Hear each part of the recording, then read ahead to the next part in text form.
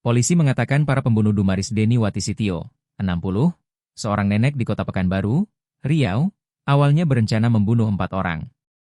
Dumaris dibunuh oleh seorang pria yang datang ke rumahnya di Jalan Kurnia 2, Kelurahan Limbungan Baru, Kecamatan Rumbai, Pekanbaru, Rabu, 29 April 2026. Pria itu datang bersama dengan Anissa Florencia, Af, menantu Dumaris yang diduga menjadi otak di balik pembunuhan.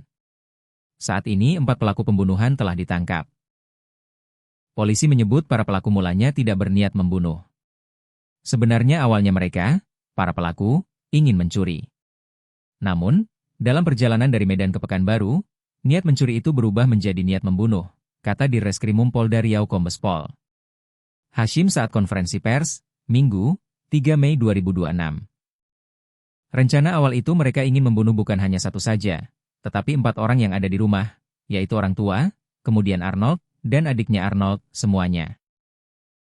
Hashim berkata motif pembunuhan itu adalah pelaku sakit hati dan ingin menguasai harta korban.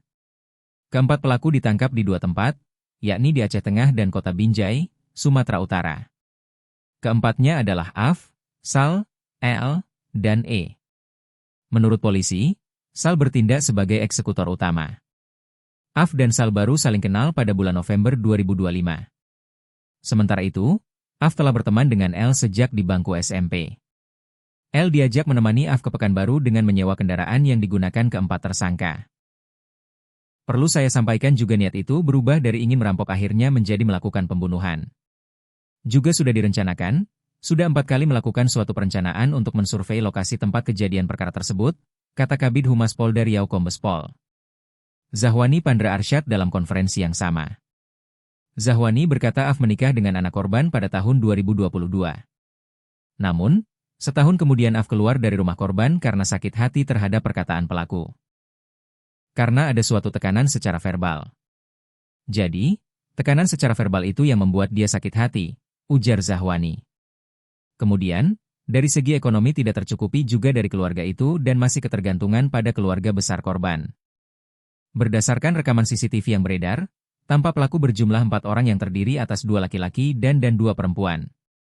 Salah satunya adalah menantu korban. Ada pelaku wanita yang sempat berbincang dengan korban dan mencium tangannya. Lalu, tiba-tiba datanglah seorang pelaku yang membawa sepotong kayu dan langsung menghajar ke arah wajah korban. Pelaku terlihat memukul korban beberapa kali hingga korban tak berdaya.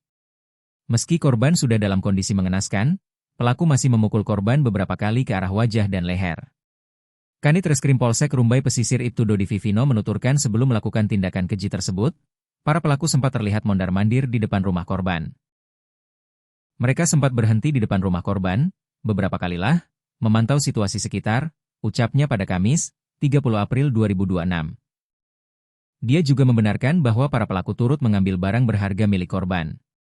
Ada beberapa barang yang hilang, di antaranya perhiasan, uang tunai dan handphone, kata Dodi.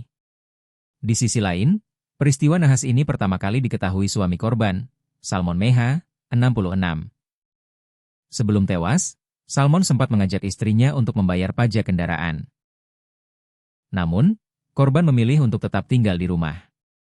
Lalu, sekitar pukul 11 WIB, Salmon kembali ke rumah dan mendapati pintu dalam keadaan terbuka. Karena merasa curiga, ia langsung masuk dan menuju kamar. Di sana, kondisi sudah berantakan.